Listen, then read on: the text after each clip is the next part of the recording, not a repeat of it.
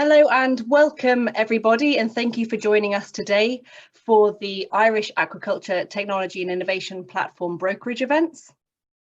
So for the past couple of years, BIM have been funding some activity, and today's event is the culmination of that activity, where we have been interviewing researchers and industry, and a selection of the most promising technology and innovation that has a potential for the Irish aquaculture industry is being brought to us today. So there'll be three brokerage events taking place. First of all, we're starting with seaweed at 9:30 until 11:30, shellfish at 11:30 until 1 o'clock, and finfish from 2 o'clock until 3:30. So just some housekeeping to let you know that this event will be recorded for the full day, and that will be placed on the IATiP website later on. The website address is www.iatip.ie. During the event, the presentations of this morning's session will be 15 minutes long, and there'll be 5 minutes for a Q&A. To submit questions, if you move your cursor, you'll be able to see Q&A at the bottom, and you can submit questions there. If you would like to submit questions at the end of the event, please email us at secretariat@iatip.ie. Also, if you wish, you can join the mailing list, which you can find also on the website. So now I would like to pass over to Lucy Watson from BIM. Thank you, Lucy. Morning, everybody. Thank you, Georgia. I'm delighted to be here this morning on behalf of IATiP to chair what I see as what I'm sure is going to be a most interesting seaweed session this morning. Just to correct there, we will be closing this seaweed session at 5 to 11, not 11:30. So there'll be a break there between the seaweed and the shellfish. I myself am passionate about seaweed, having worked with BIM in this area for 20 plus years now. But enough of myself, let's move on to our first speaker this morning, Joe Bennet of the Biorenewables Development Centre, University of York, whose talk is called What's Your Seaweed Worth? Exploring the potential using novel seaweed processing enzymes. Now, over to you, Joe. Thank you, Lucy. You never know, we might be enjoying the potential as well as exploring it, so that's great. So thank you very much for the introduction and for the opportunity to speak to you today. It's always a weighty privilege to be the first speaker, but I trust that you will find something useful from what I have to share with you today. So as I've been introduced, we're going to be thinking about this idea of using enzymes to process seaweed material. And I'm going to be talking in the main about a project, a European project that we've been involved with. As I was introduced, my name's Joe Bennet. I'm a lead technologist at the Biorenewables Development Centre in York. So just move over to my next slide there. There we go. So the Biorenewables Development Centre, we are part of the University of York. We're all University of York employees, and we work with academics and on grant projects. But really, I like to think of us as sitting within the university landscape, but facing out towards industry. So we do a lot of work with a lot of different businesses, from small local ones in the Yorkshire region to UK-wide and worldwide as well. We're an open access research and development centre. I like to think of us as a translational centre, and a lot of our work is around the generation of innovative ideas and then the practical outworking of those ideas in the laboratory as we seek to convert plants, microbes and various bio-wastes into higher value products. Now, what do we mean by the term biorenewables? We're used to that idea of non-renewables, and when we think about fossil fuels from which we get a lot of our energy, but also when we think of crude oil and the extraction of chemicals there are finite resource fossil fuels. And we're maybe used to thinking about renewable sources of energy like solar and hydro, wind and tide, and latterly, biomass when we think about burning wood chips in power stations that would once have burnt coal. But when we talk about biorenewables, we're thinking about these renewable biological resources that we can use from which we can get our food, our feed, bio-based products, as well as bioenergy. So that's what we're concerned with at the BDC. We're situated, as I say, in the beautiful city of York. Do come and visit when you're allowed to. It's a wonderful place if you've never been before. We actually sit just outside of the University of York campus on our own site, and we're composed of a number of units. I'm part of the bioscience innovation team, and the work that we do is around molecular biology, microbiology, so the growth of organisms as well as plants, microbes and fungi. We can do fermentation, anaerobic digestion. But what makes us different, I think, to a normal academic lab is that we have the larger process development unit, and that allows us to do things at a scale that's not just kind of the laboratory proof of concept, maybe at a larger scale that's more relevant to industry. We also recently invested in the Bioeconomy Outreach Centre, where we're able to do educational work with students and with school-age children to tell them about biorenewables and the resources and maybe potential careers in that area that they might explore. Last slide about the business then. As I say, I like to think of it as a translational centre, and we can translate some of that early stage research to a scale that's relevant to industry. And we're thinking here around up to the 100 kilogram or 100 litre scale. So we really are pre-pilot or pilot scale, depending on the process. And we can do lots of things. And if we're thinking about seaweed, we can do characterization of that raw material. We can do pre-processing of the material, whether it be grinding, whether it be macerating, when we're thinking about mechanical work, maybe it's other sorts of treatments, getting that material ready for the process, whatever that will be. Maybe it's an extraction of something of higher value. Maybe it's using that compound in a larger scale reaction, anaerobic digestion or fermentation.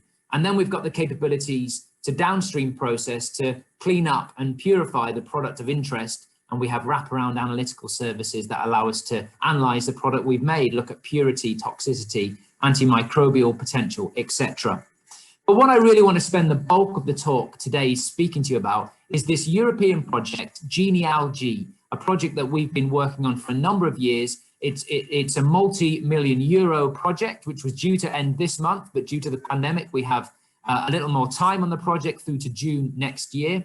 And our particular area that we worked on here was the pre-pilot scale, around 5 kilogram scale treatment of seaweeds using enzymes to try and liberate some interesting products.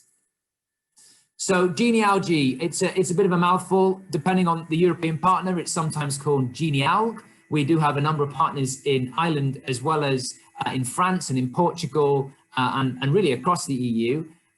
It stands for Genetic Diversity Exploitation of Innovative Macroalgal Biorefinery. Bit of a mouthful, but really, this is what it's concerned with. We're looking at 2 species of seaweed. So we're looking at sea lettuce, ulva, the green algae you can see on the left, and sugar kelp, Saccharina latissima, the brown algae you can see on the right-hand side. And the project falls into 2 spheres. The first is around the sustainable production of these 2 seaweeds. And the second portion that I'm involved with is around the sustainable exploitation of those seaweed types. So we're working with our partners on all of this, on all of the work that we've been involved with. At the initial stages from the work that we then took over, concerned the University of York, as well as a number of other partners. And what they did was they took these 2 seaweed types and they looked at a broad range of scenarios where they'd applied different enzymes to the material to try and fractionate the material and generate different compounds that might be of interest. Obviously, they did this across lots and lots of different scenarios, so they could only do that at a smaller scale. So they did it in a couple of milliliters, or around the 200 milligrams of seaweed for each of the treatments. We then came along and, analysing the results of the work that had been done previously, and in collaboration with our partners, selected the best 5 scenarios for each of the seaweeds that then we would scale up to this 5 kilogram scale, so a scale that's a lot more relevant. And I put the examples of our Gaia and Omics group, who are our industrial partners on this, and when they think about pilot scale, they want to choose the best scenario, and they're going to start at the 100 kilogram scale. So the work that we're doing really does fit that gap nicely between the academic research and what the industry partner would do.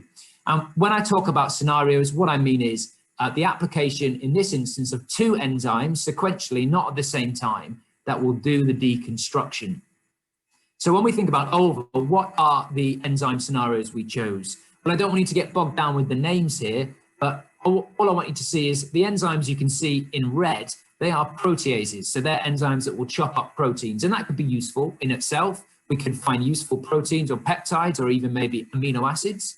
But another thinking here was maybe by removing some of the proteins that we find in the seaweed material, that might liberate some of the carbohydrate structures and allow the carbohydrase enzymes, the ones in blue, to do their work.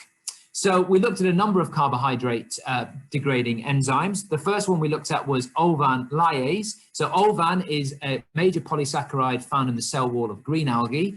It's been shown to be a bioactive compound.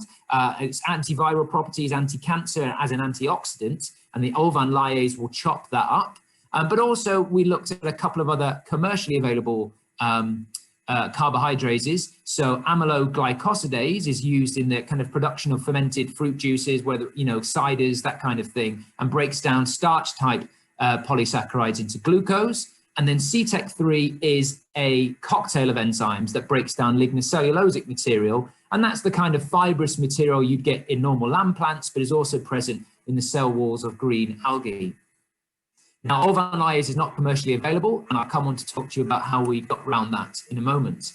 But now onto brown algae, onto Saccharina. Again, same principle, protease and carbohydrase, but we've got different carbohydrates now. So laminorin is a major storage polysaccharide we find in brown algae, and alginates, which we're going to hear more about today, I've seen from the speaker list, they are a cell wall polysaccharide as well. So we're looking at laminarinase that will degrade laminorin, and alginate lyase that will chop up the alginates. Now, both those two carbohydrases are not commercially available. So our first piece of work was to produce these enzymes on a scale that we could use in our fractionation scenarios. And one of our partners in France did a lot of the preliminary work here, the cloning and expression of those proteins in bacteria. They did that at a laboratory scale.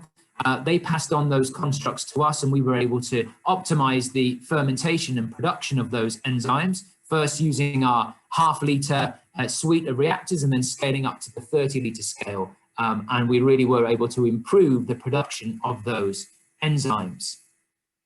Now, how can we purify those enzymes? Well, simply when those enzymes were cloned and expressed, they have this little molecular hook that you can see on that left-hand image of those 6 orange balls there with His on them. Basically means when we have our mixture of proteins that are produced by the organism, we can flow them down a column like the one in the center, and only those with the molecular hook will bind to the column, and that allows you to get nice high purity, which we were able to do for those 3 different enzymes. Okay, so what was the process we went through? Well, we took our seaweed, and this time we had seaweed in the dried form. So we had Saccharina and Olva, and depending on the scenario, we would take 5 kilograms of that material, hydrate that in 75 liters of water, and then adjust the conditions of temperature and pH so they were optimal for the first enzyme we were applying, whatever that would be. After 24 hours, we separated the solid and the liquid material, took some samples, reintroduced the solid to our reaction vessel, added 75 liters of fresh water, again adjusted the conditions, but this time for the second enzyme that we were applying, and then did the same thing again before taking our final samples, separating them, preparing them to send to our various partners for analysis.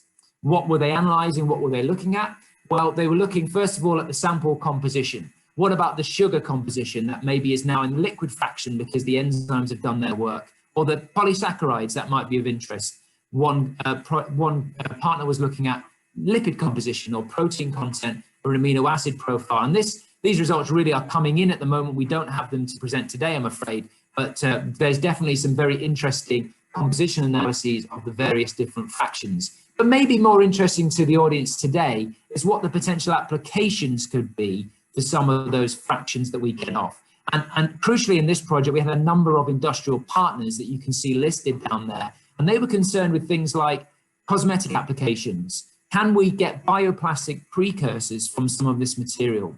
What about using them in animal or plant care? And I know we've got some speakers later on talking about probiotics, etc., for livestock, which will be very interesting. Another speaker is going to talk about alginates, and that was something that one of our partners was very interested in. What about pharmaceuticals and nutraceuticals? When we talk about high value products, as far as thinking about pilot scale or pre-pilot scale, you know, even if you get a small amount of a pharmaceutical, that can be a very high value product and you don't need very much of it to generate quite a lot of revenue. And I just want to share with you really just one example, one case study that's come out of the project in this area of pharma and nutraceuticals, and that's with IATiP Pharmaceuticals. This is hot off the press. This PLOS 1 paper has only just come out, an article there in November, the 10th of November of this year, titled Algae Extract, Promising Effects in Brain Cancer Treatment. Now, this isn't a polysaccharide or a sugar, this isn't a protein extract, this is fucoxanthin. And we're gonna, I think we might even hear about a little bit more about some pigments later on. Fucoxanthin is a pigment that's found in Saccharina latissima, and through the processing, we've been able to prepare the fucoxanthin. And well, this is what David Bailey had to say, the CEO of IATiP Pharma. We found that fucoxanthin not only inhibits cancer cell growth by itself, but it also improves the effectiveness of certain pharmaceutical drugs. So not only is it a potential pharmaceutical, it also acts as an adjunct and improves the effectiveness of current treatments, particularly for glioblastoma, this specific brain cancer treatment. So just one example of a great outcome from the project. And I know IATiP Pharma have got patents in place around fucoxanthin, and work around that is going on between IATiP Pharma and the University of York over the next 6 months. So I hope that's given you a flavor of the project, of genealogy, of the kind of work that we can do. I just want to share this as a final slide just to talk about seaweed opportunities at the BDC. So I hope I've shown you that we've got fermentation potential that allows us to produce enzymes, maybe novel ones that can't just be bought off the shelf.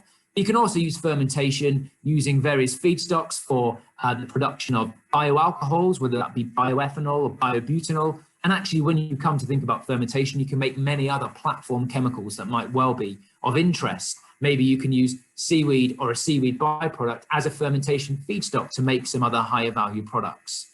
We're able to do extractions of high value compounds at that pre-pilot scale because we've got various facilities, whether it be distillation, centrifugation, separation, some sort of cross-flow filtration, etc. We have the facilities here to do that.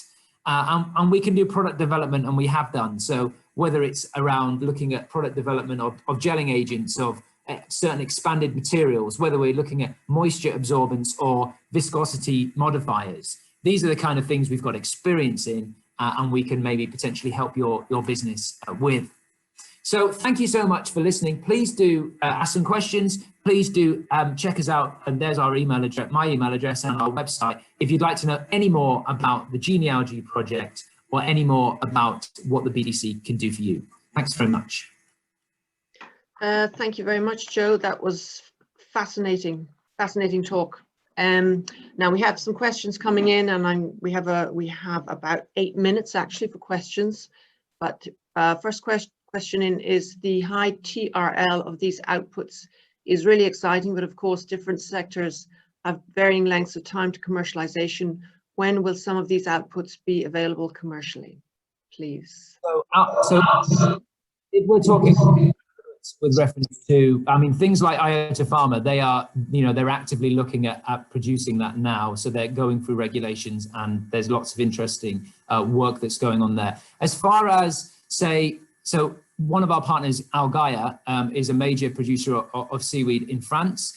They already do stuff around alginates. So they are, I mean, literally they are doing 100 kilogram scale work using some of these scenarios we've talked about for future products. So they already have things, alginate products that they produce, and that they're now looking at potentially improving the production of some of those products by using some of these novel applications. So these aren't novel enzymes in that they're known of, but these just haven't been applied in this context before. So some of those things really are kind of coming on stream soon. And I think the key with this project wasn't just to have lots of academics doing interesting things in test tubes and finishing off a research paper by saying, oh, and obviously this has application in industry at some point. But actually we have industrial partners who are taking these samples. So Lazonia is a cosmetics company, and they were very interested in the actual skincare application of some of the solids that we were generating. So and we're waiting for the final output from those, and the final report will be publicly available when the project is finished. But I would say, yeah, some of these things are obviously further away from commercialization, but certainly we have businesses that are very interested, who are on the project, who want to take these things forward soon. And the fucoxanthin is coming from Saccharina. That's correct, yes.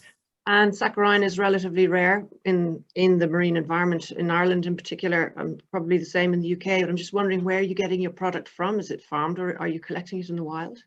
So the Saccharina, Algaia is a major producer of Saccharina and processor. We actually get the Saccharina that we got was from Norway. So one of the partners, SES in Norway, actually produced the seaweed. They're not. I mean, I heard talk from them on Monday. They're not a huge industry in Norway at the moment, but they are seeking to grow.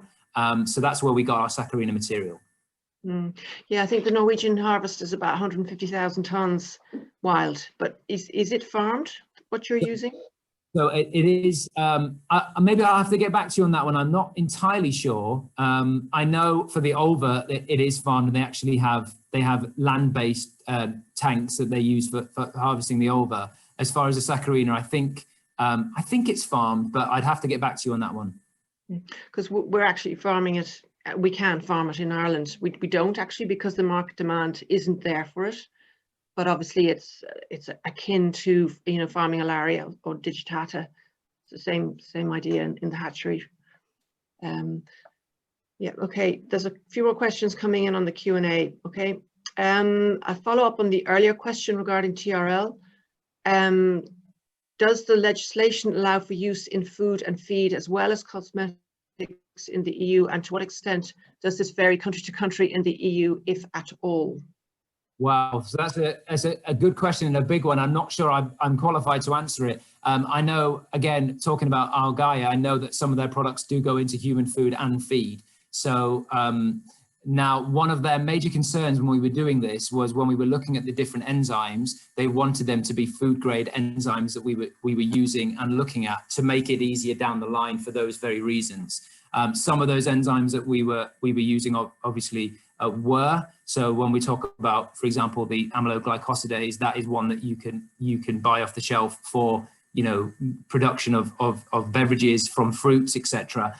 Some of them obviously we've made by a recombinant expression, and they've been produced in E. coli. You wouldn't do that at an industrial scale at this point. So the olvan lyase, the lamin RNase, and the alginate lyase, it was suitable for our needs, but so as far as TRL, that one's a bit further. That's a lower number, because we'd need to go back and re-engineer and then gain regulatory approval. Okay. Another question here. How much of the processing would, or I suppose, could be done in rural coastal areas in existing processing plants or modified plants? I suppose that's the extractive biorefinery type.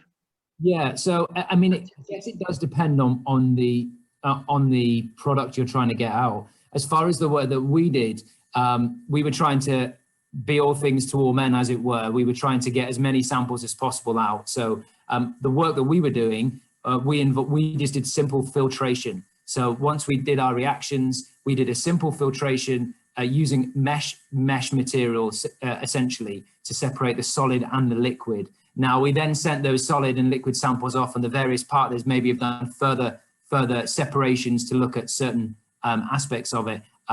As far as the work we did, it was fairly simple. So it would depend massively on the actual compound you were trying to extract. As far as the fucoxanthins, I imagine you'd have to do a lot more work to get the fucoxanthins out. But I can certainly pass on it. You know, if you drop me an email, I can pass you on to people who did that work for further comment. Just one last question. We have 2 minutes. In your opinion, is there marked demand for the extracts that you are discussing at present for the pharma area? Well, I mean, I can only really talk to the fucoxanthin work, but that was certainly a major highlight and a lot of excitement around that in the project. And IATiP Pharma are certainly driving ahead with that, and it looks like there is demand for that. I think if it was just a pharmaceutical on its own, I'm not sure it would have been that interesting, but I think they found, particularly with this brain cancer treatment, that actually the application of this as an adjunct in conjunction with other pharmaceuticals really boosts the effect of the other pharmaceuticals, and they're very interested in seeing if this is the case with a number of other pharmaceutical applications, not just the brain cancer treatments. So yeah, they're very excited about that. Okay, thanks, Joe. That's great. We're just 1 minute short, but we'll go forward. Our next speaker is Sarah Hotchkiss from Cybercolloids. She will be talking to us about alginate-rich seaweed fibres, new approaches to creating texture.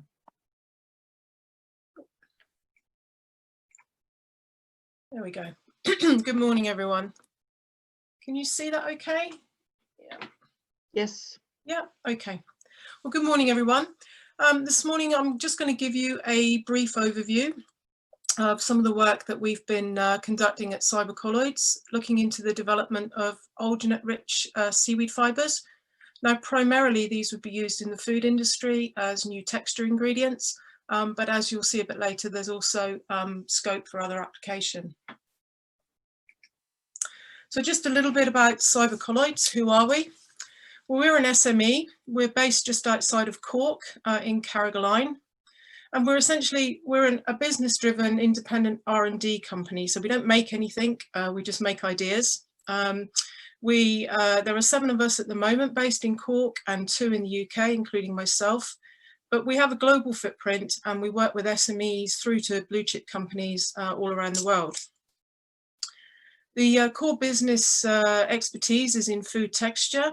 And so as such, we're experts in polysaccharide and protein chemistry. But we do a lot of work in the area of developing and evaluating new food ingredients. And as part of that, obviously, we would have a very strong focus in food applications research. We're also doing a lot of work in the development and optimization of new processes. So we're kind of a mini York setup in that many of the things that Joe and his group are doing, we're doing on a much smaller scale in our lab.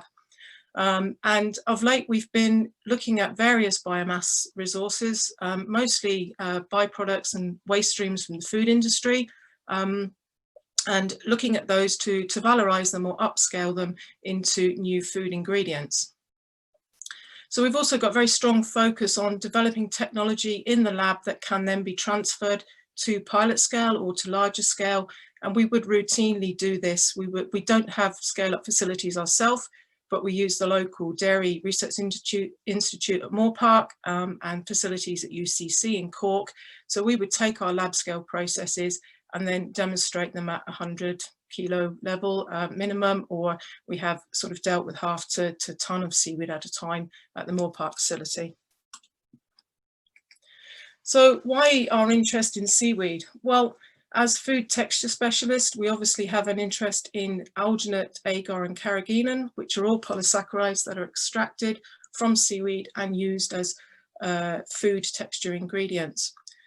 But we also have an interest in seaweed as a resource or a source of other ingredients, such as the fibres that I'm going to talk about, proteins and flavour components, and also as a source of bioactive components. So we've been involved in research projects where we've looked at extracting things like antioxidants, anti-inflammatories, and fibres for gut health. Sarah, yes. Sorry to interrupt. So what we can see is your presentation panel rather than Oh, the so slides. sorry. That's okay. So I don't know if you can maybe just click I'll tell you down. what I'll do. I'll tell you what I'll do. I've got, is that any better? We can't see you going through the slides. I was just waiting until I was sure. I'm really sorry, really sorry. That's okay. I've got it. I've what got you it can do is just a use large screen, so it's. That's okay. What you can do is just use your cursor to click where you are currently down the slides, and then we should be able to see it change on that screen. Can you see it now? We can see the front page only. Oh, that's not what I'm seeing. Okay, let me stop sharing. I'll stop sharing. I'll start again. I'm sorry about that. That's okay.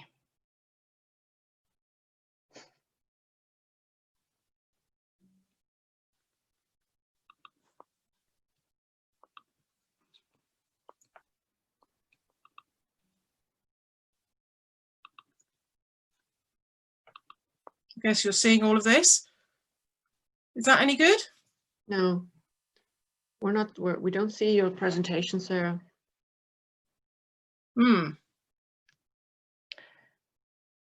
Okay. Can you skip on with the next presenter and I'll try to resolve that? I'm just wondering, we might be able to post it for you.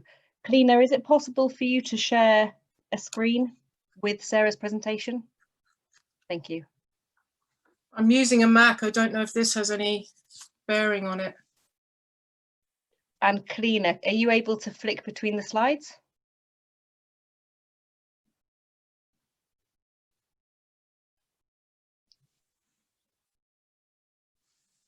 Great. Okay, Sarah, so if you just guide Cleaner every time you'd like to change the slide, that'd be great, please. Sure, I'm sorry about that.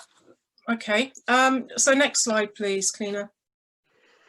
Okay, so taking up, yes, so we're obviously really interested in seaweed as a feedstock, and we know that there's scope for the development of lots of new processes and products, and with this comes opportunities to enhance the seaweed value chain. We also have had a look at using seaweed as part of a biorefinery approach, slightly different from the approach that Joe and his team are making, in that we've looked more at sequential extraction, obviously to leave the alginate-rich biomass at the end. So using the enzymes, especially the alginate lyases that other groups are using, would break up the alginate, and that's not what we need to do for this particular focus. But also with the future potential to grow more and more sustainable cultivated biomass, then I think this is going to offer a lot of affordable biomass for valorization in different ways. Next slide, please. So why look at seaweed fibres? Well, as food texture specialists, we're aware that certain segments in the industry are moving away from the use of traditional food texture agents, such as the hydrocolloids, towards the use of more natural ingredients. Alginate is traditionally extracted and purified from seaweed. So in traditional systems, there's a lot of water used, a lot of energy used. So it's not necessarily the most environmentally friendly or sustainable approach. And we're seeing that more functional fibres are now being used in the industry. These are holistically processed plant materials in which the key components such as cellulose or pectin have been functionalized to promote their texture properties, so to give them gelling or water binding, thickening functionality. And this is all done through physical processing or possibly chemical manipulation, but it's done in situ. So there's no actual extraction, there's no waste streams, and there's an overall sort of cleaner image. So these fibres tick lots of boxes when it comes to consumer preference, obviously, and they're more suited to developing circular bioeconomies. And the nice thing is that they're not classified as food additives. They're classified as food ingredients, so they don't carry E numbers on a label, which is great in Europe. Next slide, please. So we've taken this approach and applied it to seaweed. I have to say we've done quite a lot of this kind of work with other resources as well. Lots of processing byproducts such as carrot peels or outgraded potatoes, wonky carrots, that sort of thing. So what we've done is we've taken whole brown seaweeds or residues from other processing activity, and we've activated the alginate in situ, just using physical processing and food chemistry to promote the alginate functionality. So therefore we've got like a potentially clean label ingredient that we can use to replace sodium alginate in food. These fibres also have gelling and film forming functionality, so this can be used in potentially in cosmetic applications, and also for other sectors such as biomaterials, bioplastics, that sort of thing. Next slide, please. So just a few examples of where we've used these fibres just to show the potential. So we've managed to use them, as I said, to replace sodium alginate in a range of different products. Sodium alginate's widely used in the food industry. One of its key functionalities is its gelling functionality, and it's used a lot in reformulated foods such as processed meat burgers, things like surimi or fruit and vegetable gels. like onion rings, and even the pimentos that you see, you know, stuffed into the end of olives. That's usually a restructured red pepper gel. So the photograph at the top, the little chap that's being prodded with a probe, is actually it's a red pepper gel, and we've used seaweed fibre to make that instead of sodium alginate. But there's much wider potential, we feel, certainly today, where we're rapidly moving towards a highly plant-based diet, and industries demanding lots and lots of new formulations for things such as faux salmon, there's the photograph at the bottom there, and plant-based meats and things. So we're seeing the use of functionalized fibres in these products, and we'd like to explore the use of seaweed fibres in more products like that.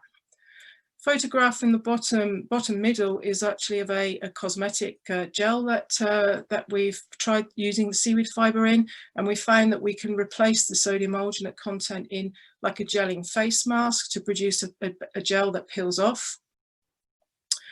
The top right-hand photo is of sausages. They're actually seaweed sausages that I came across in Denmark. But I wanted to use the photo to illustrate that sodium alginate has been used or is used to make vegetarian sausage casings. And this is something that Cybercolloids has worked on a lot in the past. So what we've done is we've taken that thinking and we've made vegetarian sausage casings using seaweed fibres. So the photograph at the bottom is actually of a saccharina gel that's been made using the activated seaweed fibres. So you can see there's potentially a lot of application there for making various film products, whether it's for food coverings or for packaging. Next slide, please. So what's the interest of this technology to Ireland? Well, we know that seaweed cultivation is going to be increasing rapidly in Ireland and in Europe in general. And this means that there's going to be sustainable biomass, substantial available biomass available in the next few years. And this is going to change the markets. It's going to change pricing dynamics. New markets are going to open up. But I think what we're going to see is opportunities to move away from some of the traditional market sectors, such as sea vegetables, and opportunities to be less reliant, I think, on the artisanal and sort of bespoke markets, niche markets. They'll still be there, but there will be the potential to supply some of the bigger markets, and certainly longer term potential to innovate in these larger markets. Next slide, please. So we can make fibres. We've made fibres from all of the 3 species that are like brown species that are likely to be cultivated around Europe and certainly in Ireland, including saccharina, alaria, the winged kelp, and then species of laminaria as well. Next slide, please. And we know that this processing technology that we have will fit very well with other processing technology. It can be used as a standalone technology if necessary, but it makes sense to use it as part of maybe a biorefinery or a wider processing setup. Not necessarily with some of the systems that are using enzymes, as Joe explained. If you're using enzyme lyase, then alginate lyase, then you're going to break down the alginate component in the seaweed, and that wouldn't be any good. But there are lots of possibilities to incorporate this. If you're ending up with an alginate-rich residue at the end of some other processing, then we could activate the alginate in that residue and produce seaweed fibres with gelling functionality. Next slide, please. In terms of the technology status, well, we've demonstrated and proven this at lab scale for many different brown seaweeds from Europe and elsewhere in the world as a standalone technology or as part of a biorefinery. And we've also demonstrated application in prototype foods and a few cosmetic products at this level as well. We have demonstrated the production of the fibres at pilot scale using saccharina as a base. This was part of the Sea Refinery project, which also involved other Irish partners. Yeah, sorry, that was using saccharina. We did this at Moore Park Technology Centre, just using the equipment that they have there. Basically, it's a dairy research unit. Next slide, please. What next? Well, for us, we'd really like to test this technology with more and different brown seaweeds. We'd like to apply the thinking to red and green seaweeds, obviously not focusing on alginate because alginate comes from brown seaweeds, but we can take the idea and modify it to activate the agar or carrageenan inside red seaweeds, for example. We'd like to explore the application in more and different foods, and also in the wider application in non-food sectors. We're obviously experts in the food industry, but we would like to explore outside of that a lot more. Next slide, please. And I just want to mention a new project. It's an Irish-led project, the MINERVA Project. So we are a part of a consortium along with NUIG, Galway, and UCC. And the whole aim of the MINERVA Project is to enhance and maximise seaweed value chains within the European blue bioeconomy. So it's highly relevant to today's session. But also relevant to my particular talk in that we will be exploring the transfer of some of this thinking to other species of seaweed, hopefully having a look at some developing red and green fibres as well. So this project will take a biorefinery approach. We're going to be targeting certain algal compounds for valorisation in high value sectors. And as with the project that Joe described, we've got strong industry present, and the industry will be evaluating those end products in different markets. So cosmetics, anti-fouling actives for the aquaculture industry. We'll be looking at food, obviously, and then other partners will be looking at various biomedical devices. And that project will include testing, cosmetic testing in humans, and also a field trial for the anti-fouling studies. So we're going to be looking at cultivated sugar kelp as one of the target resources, as Lucy mentioned. Finding markets for some of this, for this biomass is critical now for Europe to drive the industry forward. We're also going to be looking at egg rack as one of the key wild harvested species in Ireland, but also the initial stages of the project will involve a scoping study to identify currently underutilised seaweed resources in Europe. Next slide, please. So if you want to know more about us or our activities with seaweed fibre, then our contact details are there, and please contact me or my colleague Ross. And for more information about the MINERVA Project, then it's being co-coordinated by Professor Stengel and Dr. Popper at NUI Galway, and they'd be more than happy to talk to you about the project.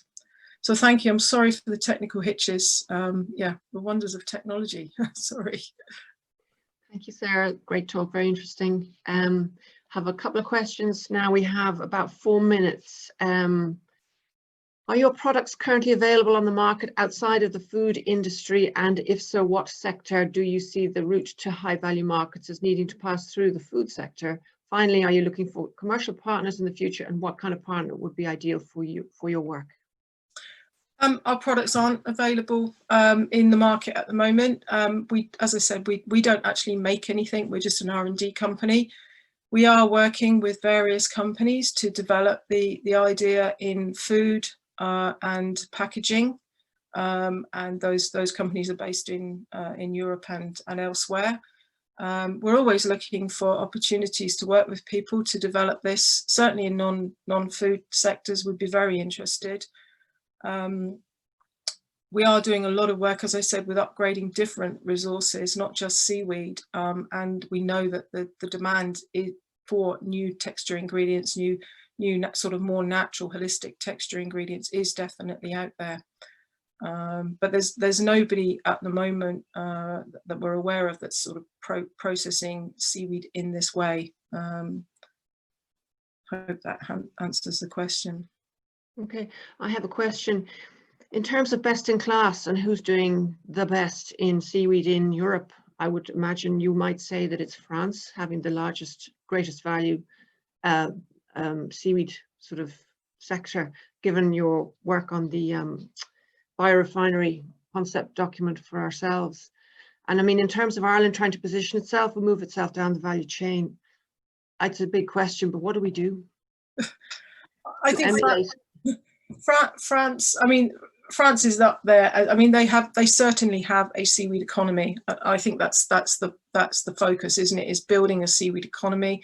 It's integrated. They've got sort of clustered initiatives. They pump a lot of effort and research into developing new products. They've got all of their major sectors working together, haven't they? I'm aware that some of the Nordic countries, Norway in particular, I mean, they're ramping up their cultivation quite significantly, and they have a lot of integrated research going on. I think if we're talking seaweed biorefinery, we're talking obviously multiple product streams, which means that we're going to be talking different sectors, and I think the sectors have to pull together really. We have to map out what the demand is, the current demand from our key sectors, and integrate that into some sort of collaborative thinking going forward. Yeah, we have a plan next year to do a strategy for seaweed for Ireland. So great. Anyway, it is a big question, but thank you, Sarah. We'll move on now to Gillian Gardiner, Waterford Institute of Technology, who will be talking to us about seaweed as a source of livestock probiotics. Over to you, Gillian. Thank you very much, Lucy. So I assume everybody can see my screen? Yeah, hopefully we'll be able to move this one, will we? I've put it on the slide view, so hopefully you can see the slide view. Yeah, actually it's a bit strange. Okay, yeah, hopefully I'll be able to move it along. I'll try anyway. Okay. Yeah, okay. So thank you very much. Thanks, Lucy, for your introduction, and thank you to the organisers for asking me to speak today. So I'm speaking about collaborative work that we've done at Waterford Institute of Technology with Teagasc Moore Park, and I'm mainly going to talk today about a seaweed-derived probiotic that we've isolated that looks very promising for use in pigs. Yes, I see now the slide view isn't working, so I'll just move along this way. Can you see my next slide? Yep. Okay, so my animations aren't going to work, I think. Actually, this is a bit strange. Yeah, sorry now about this. Yeah, I'm having the same issue, so my animations aren't going to work. Gillian, would you like us to share as well? Well, actually, can you see? Okay. Can you see? So, sorry now. Yeah. Yes, actually, would you mind sharing for me, because I think my animations won't work. Great. So if you stop sharing, and hopefully Cleaner can share. Sorry about this. That's okay.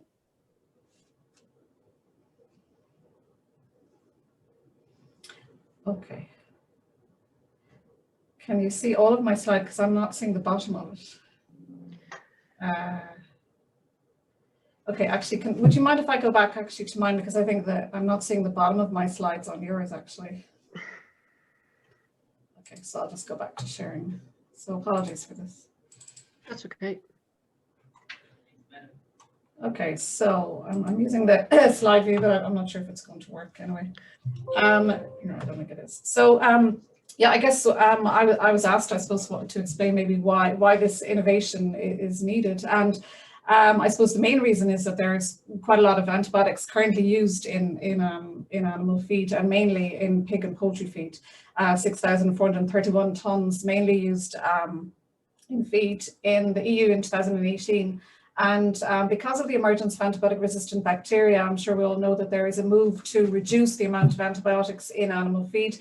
And there was a ban in 2006 on antibiotic growth promoters, but you can still use antibiotics in feed with a prescription from a vet, but a complete ban is expected in the next few years.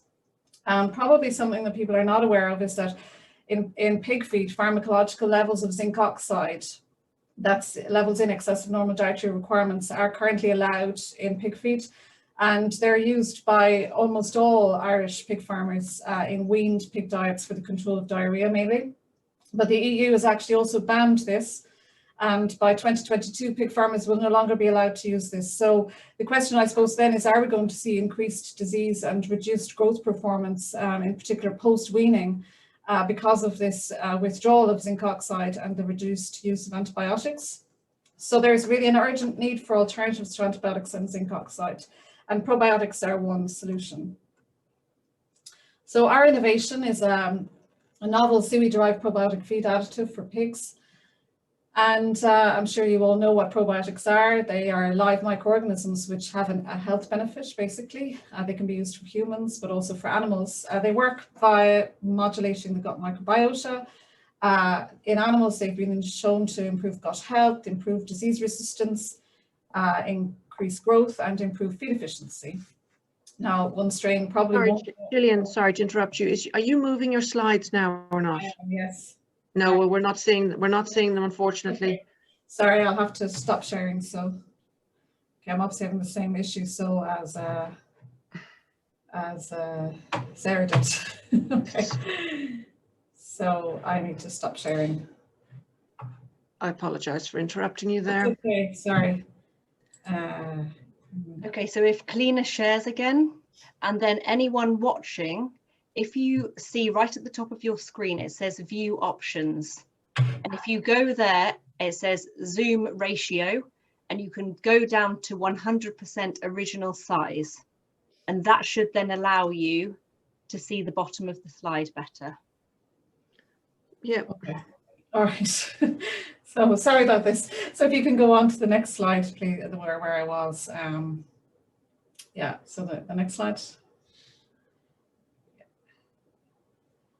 So yes, sorry, actually, so just on the end of that slide, the point there was that where we're actually seeing most benefit with our probiotics, actually maternal supplementation. So that is where we administer to the mothers, to the sows, and we actually see benefits in the offspring. So the next slide, please. So I suppose the question is, you might be asking is, why did we use seaweed as a source of probiotics? Well, the marine environment is considered an untapped source of novel microorganisms. And it's also considered, I guess if you use a clean source, we consider that there would be less chance of antibiotic resistance, as opposed, for example, to isolating a probiotic from the gut. Antimicrobial production, which is a common probiotic trait, is common amongst seaweed-associated bacteria. Just looking at an electron micrograph of the surface of Ascophyllum nodosum, you can see the amount of colonization on the surface of the seaweed, which shows it's a very competitive environment. So if a microorganism produces an antimicrobial, it has a competitive edge over the other microbes. So antimicrobial production is very common among seaweed-associated bacteria, and that's also a good probiotic trait. So marine bacteria have been used and are used as probiotics for aquaculture, but to our knowledge, probiotics derived from the marine environment have not been used to date as livestock probiotics. So next slide, please. So I suppose my background is I'm a microbiologist, I'm not a seaweed expert. So when I started to work in WIT, I collaborated with Dr. Helen Hughes and Dr. Peter McLaughlin, who had identified clean sites for seaweed harvesting in Wexford. And that's just showing there where Waterford Institute of Technology is, where our harvesting sites were. And we harvested 2 red, you might just put the next point, yeah, 2 green and 3 brown seaweed species. And sorry, the next, yes, point, thank you. So they are listed here, and there's another list. So yeah, so these were the seaweeds that we sampled, and then we took those seaweeds back to the lab, washed them, and isolated the adherent bacteria from the seaweed. So next slide, please. So the Seaweed Project, which was the project which we had funding for to do this work, generated a bank of over 300 seaweed-associated bacteria. We then narrowed these down to about 15 antimicrobial producing bacteria, which happened to be bacillus, which looked very promising, and then narrowed it down further to 6 strains, and we tested these alongside commercial probiotics from a Christian Hansen's feed additive product. And 1 Bacillus altitudinus strain from Polysyphonia lanosa looked most promising. And I'm just showing a summary of the results. This is all published in Marine Drugs. The results basically show that our strain was as good as at least one of the commercial strains in terms of its typical probiotic properties, which would be ability to survive gastrointestinal transit, and growth without oxygen. So all of this suggests that it should survive in the gastrointestinal tract. And one of the most interesting things we found was that our strain actually inhibited E. coli in the lab, including diarrhea-causing E. coli strains from pigs. Also, there's some concern about safety of bacillus, but our strain, we've tested it according to European Food Safety Authority requirements. It doesn't have antibiotic resistance. It is non-toxic to cells in vitro. We've sequenced the whole genome. And I suppose the advantage of this probiotic is you can grow as much as you need. And also it is a spore former, so the spores should be robust and should survive feed additive and feed manufacture. So as I mentioned earlier, where we're seeing most promise with our strain is actually when we supplement to sows for effects in the offspring. So just showing you the layout of a study that we have conducted. We have 12 sows on a control diet, 12 supplemented with probiotic daily for the last 2 weeks of pregnancy. And then we also supplement the probiotic for the 28 days of lactation while the piglets are suckling.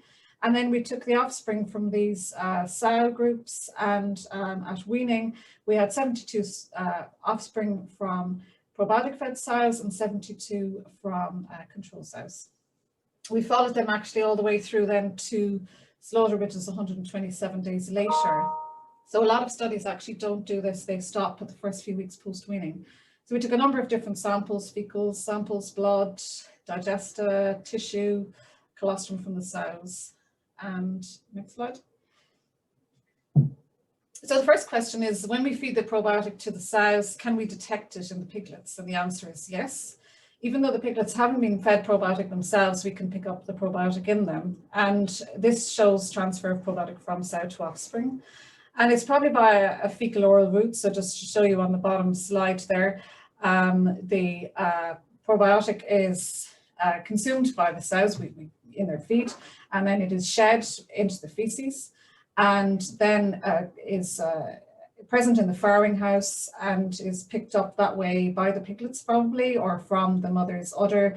The probiotic is just basically spread around the farrowing house. And this is a very cost-effective early life delivery mechanism for the probiotic. You only have to deliver it to the sows and can actually then deliver it to the entire litter that way. Piglets don't start to consume an appreciable amount of feed until they're about 14 days of age. So getting probiotic into them early is a challenge. So this mechanism works really well. If you were to dose it into them, it wouldn't be practical on a farm. So the thinking is always that we need to modulate the microbiome early in life. So this delivery mechanism works really well as for early life delivery of the probiotic. Next slide. So what effects do the probiotic have in the offspring from these sows? Pre-weaning mortality was reduced in the offspring from the probiotic fed sows. That wasn't significant, it was numerical. So also a numerical increase in the number of piglets weaned per litter from the probiotic fed sows. We saw statistically significant improved feed conversion ratio in the first 14 days post-weaning. I'm showing that on the first graph there. In this case, FCR is feed conversion ratio, the lower the better. So we see lower, i.e. better feed conversion ratio in the offspring from the probiotic fed sows during the first 14 days post-weaning, which is a critical period in the pig's life that influences their growth for the rest of their lifetime. And this did actually translate into a 3.5 kilo heavier pig from in the offspring from the probiotic fed sows. It did not become statistically significant until the finisher period. And this then translated into a 3.5 kilo carcass weight difference in the offspring from the probiotic fed sows. And using a 5-year average pig meat price, this and knowing that each sow produces about 24.9 piglets per year, this is a €145 increase in output value per sow per year. And on a typical 500 sow unit, feeding this probiotic to sows would have an economic benefit of 72,000 roughly a year for a pig farmer. So there's huge commercial potential here. So I suppose, how does this probiotic work? You feed it to the mothers and it has benefits in the offspring. We looked at the colostrum composition and we did see increased protein content in the colostrum from the probiotic fed sows. So this means that the colostrum from these sows has improved nutritional quality, and that could explain then the increased growth and better feed conversion in those piglets. So another thing we looked at was small intestinal morphology. So these are slides, stained slides from the small intestine. And the offspring from the probiotic fed sows, you'll notice they have much longer villi. These are the finger-like projections on the surface of the gut that is where the nutrients are absorbed. The offspring from the control sows have much shorter villi, and that would be typical of villi seen post-weaning. But weaning is a very stressful period, nutritionally and otherwise, and you often see this shorter villi. But the offspring from the probiotic fed sows have these nice long villi, and this was statistically significant in a number of areas of the small intestine. We saw greater villus height and greater crypt depth in the villi in the small intestine of the offspring from the probiotic fed sows. Next slide, please. Thank you. So conclusions from this work are that maternal supplementation with the probiotic during late gestation and the entire lactation period is an effective means of early life administration of probiotic to pigs. Improved feed efficiency in the offspring was observed during this critical early post-weaning period, and this translated into increased carcass weight at slaughter age. So for every, based on the commercial monetary benefits that I showed you earlier, we don't have a cost at the moment for our probiotic, but based on costs of typical probiotics, we calculated that for every €1 spent on the supplement for the 6-week administration period that we used, a farmer could expect a return of between 53 and 177 euros. If a farmer used it for the entire reproductive cycle, they could expect a return of between 21 and 69 euros for every euro spent. As I mentioned, there are some potential mechanisms like improved colostrum quality, improved absorptive capacity in the offspring, but we're currently looking into other possible mechanisms. And I suppose, how does this compare with other solutions, other antimicrobial alternatives? Well, there's no other, as far as we know, no other maternal probiotic that has lifetime benefits in the offspring. So this is where our probiotic, we think, is unique. It benefits the offspring all the way through to slaughter, to the carcass, which is the most important part. Next slide. And I suppose why is the seaweed aquaculture, why would the Irish aquaculture sector in general be interested in this probiotic? Well, if you are a seaweed processor, I suppose maybe there are some companies working on seaweed-derived prebiotics. They could work in synergy with this seaweed-derived probiotic. There are a number of companies making seaweed-based feed additives, and this probiotic could add to their portfolio of products. There's also potential to isolate other probiotics from seaweed for human or animal use. And there's basically one of the big advantages here is there's no harvesting issues or supply issues with seaweed, because once you isolate the probiotic, you don't need to go back to the seaweed anymore. So just for the aquaculture sector, there is evidence that probiotics can benefit finfish and shellfish farming. And in terms of the commercial potential, there's a huge market for probiotics for animal feed. It's steadily growing and is expected to continue to grow. If you just might, yes, thank you. There's a compound annual growth rate predicted of 7.3% for the next few years. So the market has increased steadily for animal probiotics and is predicted to increase further, mainly driven by the demand for animal protein products. So what stage of development we're at with our probiotic? We've been working on it for about 12, 13 years. So we've taken it all the way from isolation to characterization to animal trials. We filed a patent application last March. The strain is not yet commercialized, but we are looking to license the technology to bring it to market. At the moment, we have an Enterprise Ireland commercialization grant funding the work, and we've 9 months left on that. So at the moment, we're looking at propagating the spores, looking at compatibility with feed additive and feed manufacturing processes. And we're also, as I said, looking more into the mechanism of action of the probiotic in terms of how it might impact the microbiome. Next slide. So if you would like any additional information, my email address is there. We also have a technology capsule, which is on the Knowledge Transfer Ireland website. You could also contact either technology transfer offices in WIT or Teagasc. And I'd just like to finish by thanking all of the people in Waterford Institute of Technology who've worked on this project for the last 13 years, the PIs in WIT, Peter McLaughlin, Helen Hughes, and Dr. Paddy Lawler, who's the pig expert in Moorpark. And I'd like to acknowledge our funding, which at the moment, as I said, is coming from Enterprise Ireland. So thank you, and apologies again for the glitches with the slides. Sarah will be glad to know she's not the only person who had problems. So thank you very much. Thank you, Gillian. There's a couple of questions here coming up, which I'm going to try and get to you.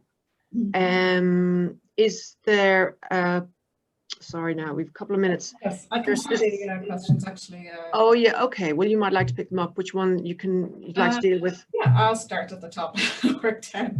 We only have 2 minutes, Gillian. No problem. I'll yeah, tell me when to stop. Somebody's asking about the safety assessment. We are following the European Food Safety Authority guidelines in terms of safety assessment. We have done the cell culture assays that they require and show the strain is not toxigenic. We have the whole genome sequence, which is now required for microbial feed additives, and we are currently looking at that whole genome sequence, in terms of, again, as far as we can see, there are no virulence genes or antibiotic resistance genes on the genome. We're just currently looking at that at the moment. Yes, we would hope that the strain could be used in feed and food. We're mainly looking at feed additive use at the moment. Someone is asking, yes, we do plan to commercialize the results, but at the moment we're not planning on developing a spin out. We're actually hoping to license the technology to an existing company. Someone's asking about the calculations based on slaughter rates. I'll skip on to the next one. What's the next step for WT and Jackson in terms of? Yeah, I suppose that's another question there about commercialization. And the next step is basically we hope to license the product to a feed additive company to take it on further for us. Do you want me to stop, Lucy, or will I? I think we might leave it there, Gillian. Perfect. You can No we'll get the questions to you, and maybe you can answer them later on. That's it. Thank you. Okay. Yep. Final speaker this morning is Dr. Sushanta Sahar from the Limerick Institute of Technology. Sushanta is going to talk about Irish microalgae for astaxanthin as a bioactive.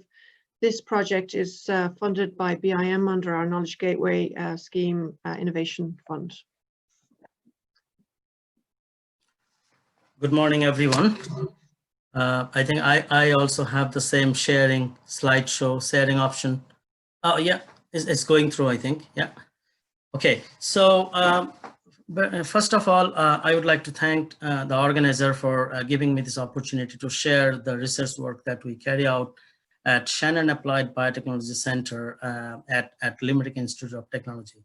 So Shannon ABC in short we call is actually between Institute of Technology Tralee and LIT Limerick. And I work, or the microalgal, all the work is actually taken care at LIT Shannon ABC. And the work or the brief introduction to the Irish microalgae for astaxanthin as a bioactive is actually a work that we have started a while ago, but right now we are focusing on the Irish microalgae, which gives us more opportunity to use without any obligations of like using the commercial strains, as you can imagine. So we have been working with microalgae that is producing astaxanthin, but recently we found Irish microalgae, so which is I'm going to emphasize in this presentation, and is mostly R&D based presentation. So and this currently this project where we are looking at Irish microalgae for astaxanthin production is funded by BIM Knowledge Gateway Fund. So why we are talking about say astaxanthin or what is the need of astaxanthin? I think it's almost everyone who is concerned on the health supplements and health benefits products, not only for the sports purpose, not only for the other health benefits such as like cardiovascular health, or also for skin color and other applications. People are aware of the benefits of astaxanthin, and and mostly right now, so 90% of astaxanthin that is available in different forms of use is actually coming from synthetic form, while people know very well there is a demand for the natural source. And of the natural source, the highest amount of astaxanthin that is found in microalgae, and that is called Hematococcus pluvialis. It's a freshwater microalga. So, and when we talk about this microalga producing astaxanthin, how it is relevant to the aquaculture, how it is relevant for the aquaculture producers. So if we looked into the applications in aquaculture, for example, in the fish industry, shrimp, and we are all familiar with the color of the salmon, in the farmed salmon, or even in the wild salmon, they're eating on microalgae, and that microalgae is actually bioaccumulating that astaxanthin into the flesh of salmon, for example. So that is how it is. This microalgae as an aquaculture feed is useful for various aquaculture products like sea abalone, rainbow trout, sea bream, crustaceans, and so many other that you can see in the list of organisms that I listed here. And also it has been shown for various as a supplements, like for skin and hair color improvement as well. And it is the highest antioxidant that is known on Earth, actually. Like, we know all about beta carotene, and actually astaxanthin is considered 100 times higher higher antioxidant potential than beta carotene. So that is how the astaxanthin becomes a very high value molecule if we are going in the line where we are actually extracting them in a pure form and selling it into the market. The price can go up to 12,000 euro per kg, while depending on the purity, it may start at 2,000 euro. So in terms of the chemical structure, it looks like a long chain of carbon and hydrogen with on the red side in this chemical structure is actually like oxygen containing components. And in nature, this astaxanthin molecule can found in a various chemical isomers, and also in say microalgae, it also presents in various forms, not only just astaxanthin in a free form, it is also found in esterified form. And as actually, when this astaxanthin molecule is esterified, it is highly bioavailable, and as actually that is the time when we get its maximum benefit. So basically, then looking for a best astaxanthin will be the natural source, and that is what the microalgae, because microalgae also produce at the same time some amount of specific fatty acids, and those fatty acids are actually binding together to stabilize the molecule, and that is how it's bioavailable and it is highly beneficial. So astaxanthin can be then esterified, which increases its solubility and makes it more stable from the oxidation. So that's what I just mentioned. And actually, this is a part of the table that I have just shown, where just I focused here the microalgal source. And of the microalgae, if you see, it is considered as a microorganism, Hematococcus pluvialis and Hematococcus lacustris, so many few different Hematococcus. And of the Hematococcus pluvialis is the highest amount known to produce. And there are some other microalgae produced. As I said, the fish, which depends on the microalgae, on different types of microalgae. So they ultimately get their astaxanthin content from the microalgae. And some of those other natural sources, they depend on the microalgae, like zooplanktons. Even the bacteria can produce astaxanthin. Yeast, shrimp, krill, fish, like as we know, even in the farmed salmon, the astaxanthin content is increased by the feeding Hematococcus and other microalgae, lobster, crawfish, crab, etc. So we know there are beneficial benefits when we eat this meat, because they do have, apart from their omega-3 fatty acids, they do have some astaxanthin. That is how they are beneficial for us. So now, what is our innovation? So this is where we are talking about this 4 flask that you see. It is just the beginning of the work under this BIM project. But But originally, we have been working with other Haematococcus strains, and we have gone up to, say, TRL level 5 to 6, where we have grown the microalgae and at 200-liter photobioreactor scale. And actually, when I said 200-liter photobioreactor scale, it has not come straight away to that level. So we started growing the microalgae, understanding their biology in a tube, then the flask.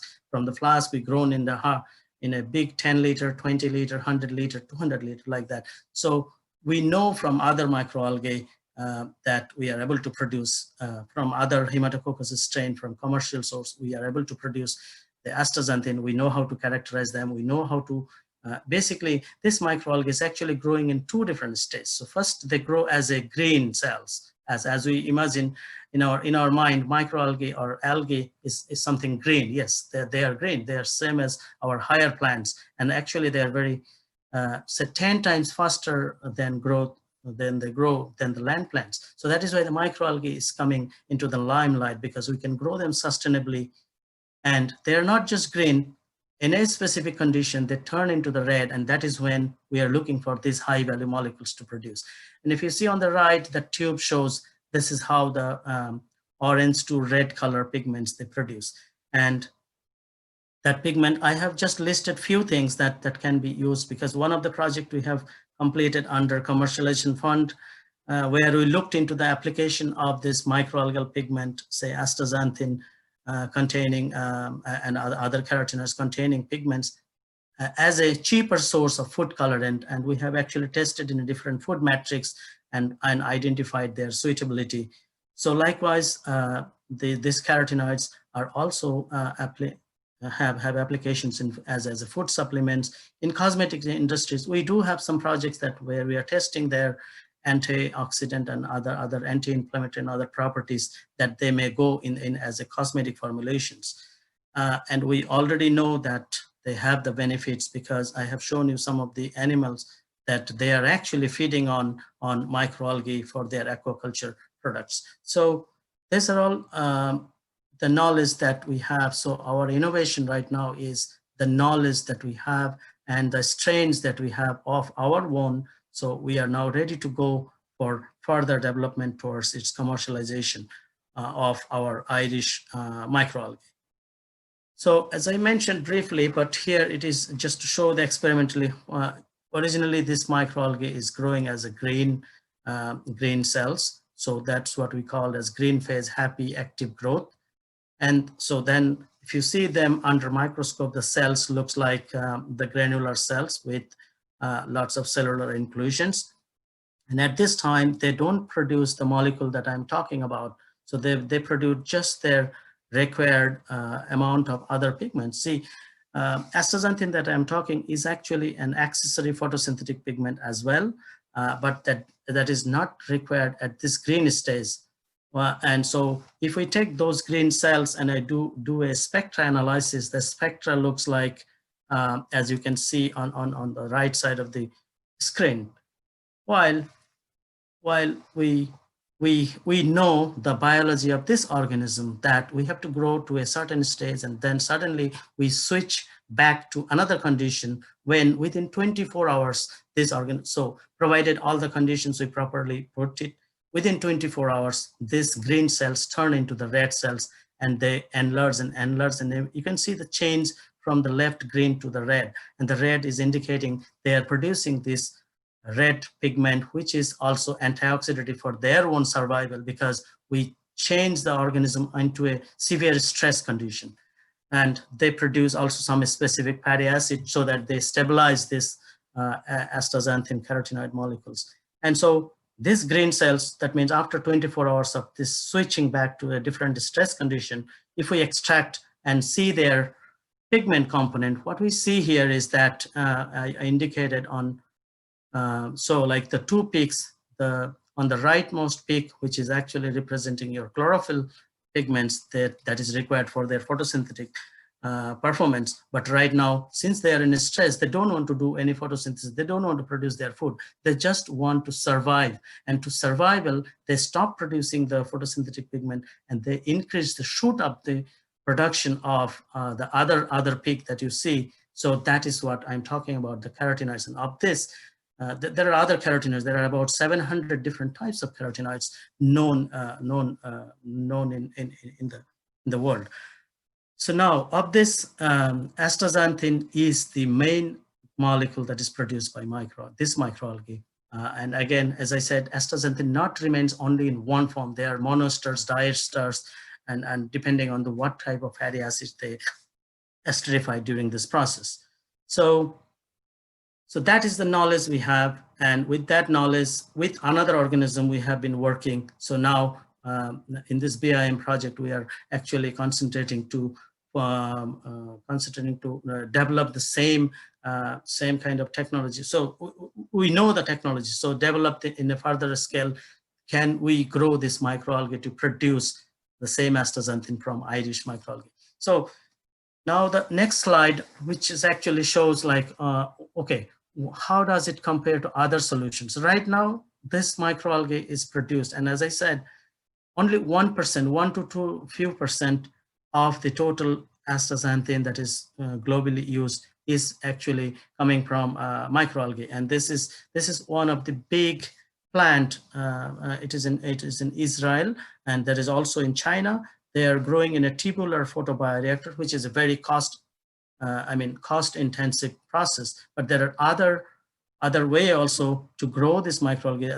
This is on the left. It is the laboratory-grown cultures, various stock cultures that you can grow in a photobioreactor. This is again tubular photobioreactor, but this is not outdoor. This is indoor system. So again, this is again very cost-intensive photobioreactors, and then for the stress phase, the same microalgae is actually grown. They pumped into the outside to get the maximum benefit of the solar sunlight. So this is very sophisticated technology that is available there for this production. Also, there are other simple technology where there is available sun. They can grow on open raceway ponds. Where there is no available sun. For example, if we want to grow this in Ireland, in Irish aquaculture system, how we can do it. So one of the example here is on the left, if you see, this is outdoor system again, when there is sun. On the left, it is the stress condition of the microalgae. On the right, they are just in the growing initial phase of the growth. And on the right side, you see that is the indoor cultivation system. So indoor cultivation system just needs some tubular, like the poly bags. You need some aeration system, and you need a little bit of LED lighting, for example, nowadays for the saving of the energy. So this is alternative system that is available, and that we are actually testing on some other microalgae in a small scale right now. And we are hoping to develop the same technology for our Irish Haematopus microalgae as well. So if we talk about, is there any market barriers or the supply chain? Obviously, there is a supply chain demand is there, because only 1 to 5% of the total demand for astaxanthin is made from natural source, and 95% is still coming from the chemical source. But people know that there is a demand for natural, there's a benefit for natural, so people are inclined to that. So that means if we can scale it up, there is definitely market, and especially there are no many cultivation facility in Ireland, and also in Europe, there are not too many. So most of the cultivation facilities that they are producing astaxanthin is either in USA, Israel, or Canada, or in China and other Asian countries. So not too many in. So if we can develop in Europe and Ireland, I think there is huge potential. So and actually there is no barrier, because this has already been approved as a color additive in salmon feeds, in dietary supplements, in human consumption, both in USA, Japan, and several other European countries. Of course, there is no EFSA approval for the therapeutic application so far, but I think there is it still is in the process, because other places it is well accepted. So what is being accepted here in UK Food Standard Agency and also by US FDA is that when this microalgae is extracted by supercritical CO2, so supercritical CO2 is actually a green extraction technology where you use the carbon dioxide for the extraction of the molecules and then recycle back the carbon dioxide. So basically, no harmful chemicals are in contact for this extraction, which is generally considered, generally recognized as safe. So Haematococcus pluviale is considered as grass organism. So, and as I mentioned a few times that currently 95% or so, 5% are sourced from the synthetic production of this astaxanthin, while only 1 to 5% is from the natural source, and of this Haematococcus is maybe 1%. So the few other commercial facts, astaxanthin is ranked as the second most important carotenoid on the global market after capsaicin, and its market size exceeds, there are few other values, but I think this is the best value that I see, but other values are also there. So we can see here like at least 237 million euro in 2017, and they expected to reach 350 million euro by 2020. So basically there is a huge growth. I think it is about 8.1% CAGR. And the estimated market value for astaxanthin depends, I think I already mentioned, the price can start from 2,000 euro up to 12,000 depending on what type of purity. But we are not talking this one from the aquaculture point of view at this high amount. So because there is no much maintenance requirement also, if we are looking for growing some salmon or growing other fish that need to be astaxanthin added, then we should be looking for some cheaper technology, and I think we should come up with some kind of optimization there. So again, if we are talking about astaxanthin production as such for health supplements and other products, then the production cost was estimated about 823 per kg, while the minimum amount that can be achieved is like 2,000, as I mentioned. And again, further we purify, the price goes high. So mentioning that is the innovation, or that is the know-how that we have, and what stage of development we are at right now with the Irish microalgae. I would say the knowledge that we have is up to 5 to 6 TRL level using alternate Haematococcus microalgae. And so far the work that is taken here at lab, it compares with those commercial strains. So we need to do same kind of optimization and same kind of experiments, and we hope to bring this TRL level beyond 6 by this project that we are doing. And so what is next? The next is, I think we have about 10 years of experience working with Haematococcus microalgae. So although we are working right now with our Irish microalgae, I think that experience is experience because the biology has not changed. So that knowledge we can bring now if some industrial partners are interested. I think our intention is to develop this into a commercial technology. That's what is the next we are expecting. Thanks for your attention, and I would be happy to take a few questions. I don't know how much time I have. Sushanta, thank you very much for that very interesting presentation. We're just about time up, but there is one question which you may see there yourself, but perhaps you've already answered it. I haven't seen. Can you please explain the advantage of developing an Irish isolate? Is it that there will be a cost saving for Irish salmon farmers acquiring it from a local source? And another one there, are your production values based, or values based on indoor or outdoor culture? Okay, for the next question, which is I can straight away answer. The production value that I presented there, it is not our production value. We have not done the techno-economic assessment at our scale, but that is from the review articles, say recently published. And even actually that is those values are consistent in the last several years. So that is not our data. And your first question is other astaxanthin available on the market. Can you please explain that? But yes, so that I think that is why we are interested to use our Irish isolate, because then we have priority on the whole control is with us, because if we want to commercialize the technology based on some other strains from other source, I think we have an obligation of sharing the royalty with the source culture collection, and that is why. And also there are other legal requirements, but it will be easy for us to promote our one isolate, because this is all we can get the benefit. I think from the commercial benefit point of view, this is our control. This is on our control, so we can negotiate and we can use it freely, the strain. Great, that's great. Okay, I think that just about wraps up the morning session on seaweed. Just to tell you that it's been recorded, all the sessions today are being recorded and are available on the IATiP website if you want to go back and listen to what was discussed. Any questions that have come through that we may not have answered will be sent to IATiP, and they can answer those questions through the website. There's a tea break, coffee break now until 11:30, just check. And then Trish Daly from BIM will be chairing the session on shellfish. Okay, so I want to thank everybody this morning for doing a great job, persevering when there was a little bit of an IT glitch, and very interesting presentations. Thank you very much.